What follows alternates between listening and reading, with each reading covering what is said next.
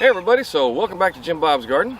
So today what we're going to talk about is composting for beginners, and this will be the part 2 for the video that I made here, I don't know, it was a few days ago. I'll link it up here in the top. But what I want to talk to you about today is how to speed up your compost in one manner, but also just how to care for your compost. So composting is something that you can fire and forget. You can make a pile, leave the pile, maybe add to it from time to time, but if you want to make your compost go faster, you need to stir it up. Alright, so there's a couple different methods that you can use to stir up your compost. One, you can use a rototiller. You just take your rototiller, run it through, and I've done it multiple times with my compost, just run a rototiller into it. Dig it all up, stir it up, kind of pull it out as you go, and then shove it back in. Now the other way, which is my preferred method. Now I will tell you the big problem I have with the rototiller method is I have found worms in my compost, particularly as it starts to cool down. And worms are a good thing. You really want the worms to get in there, digest some of that material, and turn it into worm poop. All right, which is really good for your garden. That's why we like having worms in the garden. And the other side of it is, you know, anytime you got worms, you got worm larvae, baby worms, and so on. And you start running a tiller through it, that's going to kill those worms. Now I will tell you from experience, it does make your compost a lot faster. Alright, so I'm not going to tell you not to use a rototiller. In fact, I have done it. And if I was really desperate for compost, I might run my tiller through it. But I prefer this method in the long term. Now what I'm going to do is I'm going to take all of this compost and I'm going to toss it into that bin over there.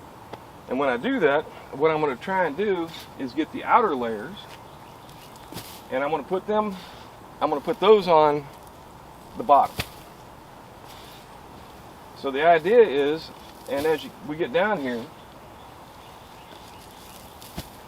you can kind of see that the composting action and the heat is down inside the center of this pile.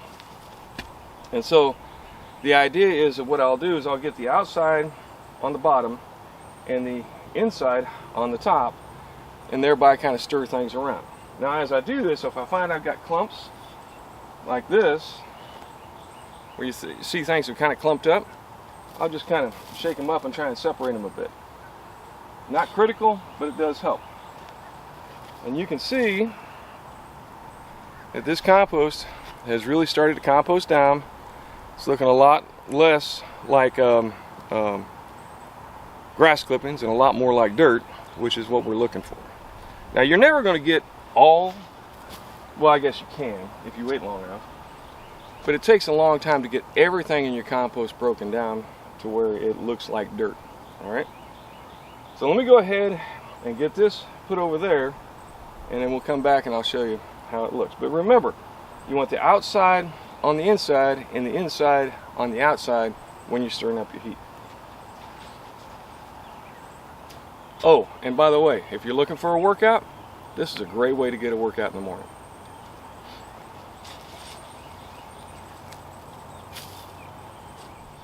Now as you go along, you might notice that your compost is somewhat dry. This is a great time to go ahead and add some water to it. And that's a judgment call. You don't want your compost wet enough to where you can wring water out, but you want it moist enough to where it still supports that bacterial life.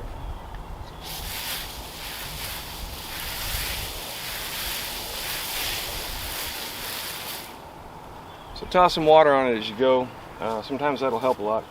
And in fact, I'll tell you that if I come out here and my compost isn't really heating up like I think it should, one of the first things I look at is, do I have enough moisture in the pile? Alright, so let me go ahead and get this done, and then we'll move on to the next part of it.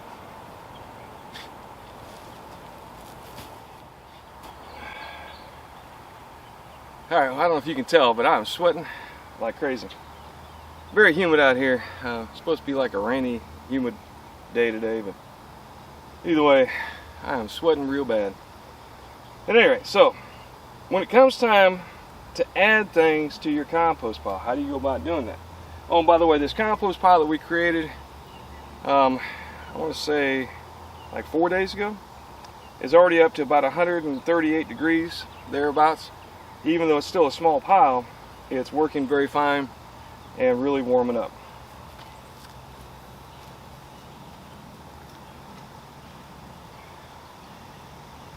So now, how do you go about adding stuff to your compost? I mean, you're still going to have kitchen waste, coffee grounds, all of which need to be added into your compost. Now, once I get a pile to this point where it's starting to really look black and starting to really break down, I stop adding things. All right. What I'll do is I'll have my next pile, and that'll be where I add my new components to the compost. So to do that, all I do is I'll take off, like, these are weeds that we have pulled and thrown on top of the pile. But I'm just going to dig a hole into the pile.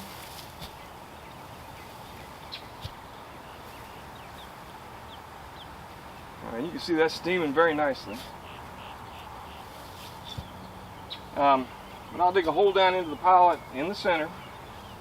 And I'll go down, I don't know, about a foot or two, depending on the size of the pile and so on. You know, a lot just depends on how much room you got. And I'll try and get it down into the middle. And then I'll take our food scraps, which you can see, there's a lot of different things. I got pea pods and apple cores, I got banana peels in here. I've got potato peelings.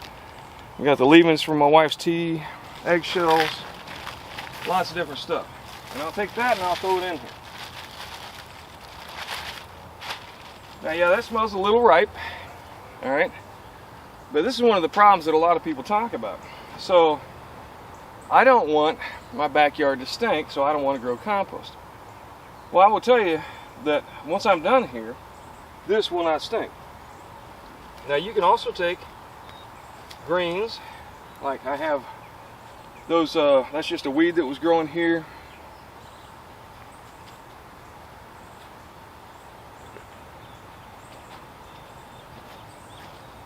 And I have another bucket of weeds that I have pulled. But I'll take all that, I'll just pile it on top. I usually throw my coffee grounds on last because that tends to kind of mask the smells.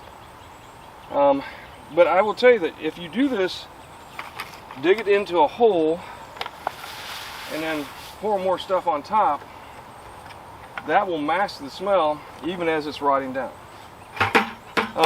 The only time I've had a real problem with smell in my compost pile is usually when I get down really deep and it's after it's been raining a lot.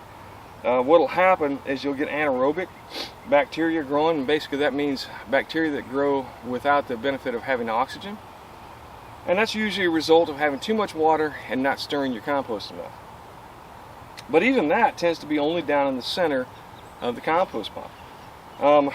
The other thing people talk about is having a lot of critters come dig into your compost pile.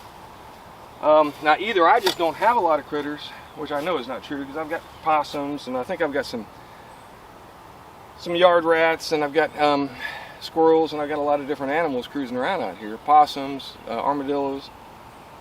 Because we're actually a wildlife refuge here. I've actually gotten certified for that, which is an interesting thing to do. You should look it up online. Is it refuge or sanctuary? I don't know. I think it's a refuge. But at any rate, so what you do is you dig a hole, you put your new additions to your compost in, and then just basically cover it back over. I like to put the greens that I have pulled, like these right here, kind of in the middle of the pile, because that helps the pile to fire up and get going. And then I just take the front end of the pile and throw it on top, kind of fluff it up. All right.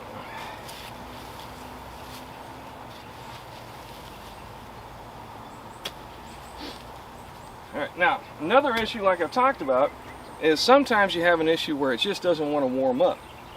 If it doesn't want to heat up, a lot of times what I'll do is I'll stick my hand down in there and see, does it feel real dry? And one of the things you can do to alleviate that problem is if you have a sprayer that has a jet function on it, basically where you're just spraying a solid stream, you just take that and put it on top of the pile. Let it run for a few seconds. Move it to a different hole.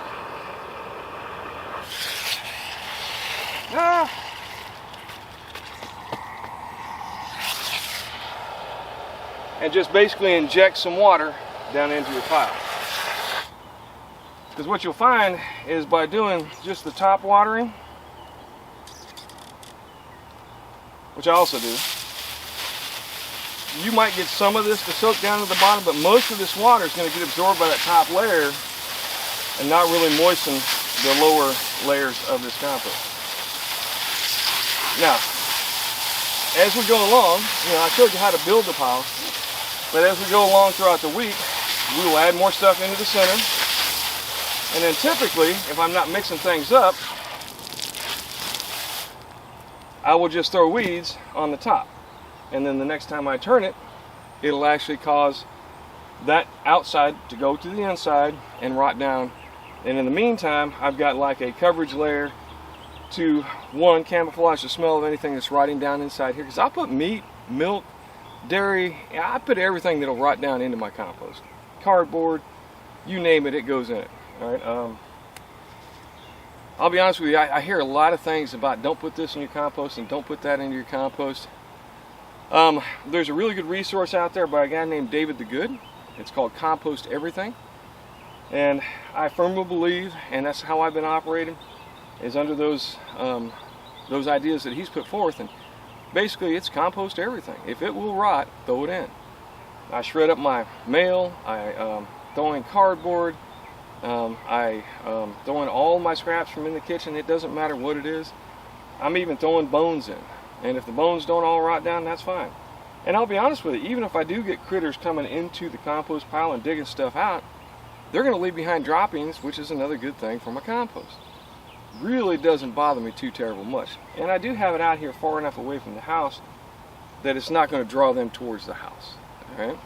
I know you may not have that option, but again, it has not been an issue. I'll be honest with you, every once in a blue moon I might find a small hole where something is dug into, and usually that's because I haven't covered things well enough to keep the smell from drawing them in. So I just try and make sure that I keep it well covered. Alright, now how often do you mix your or turn your compost?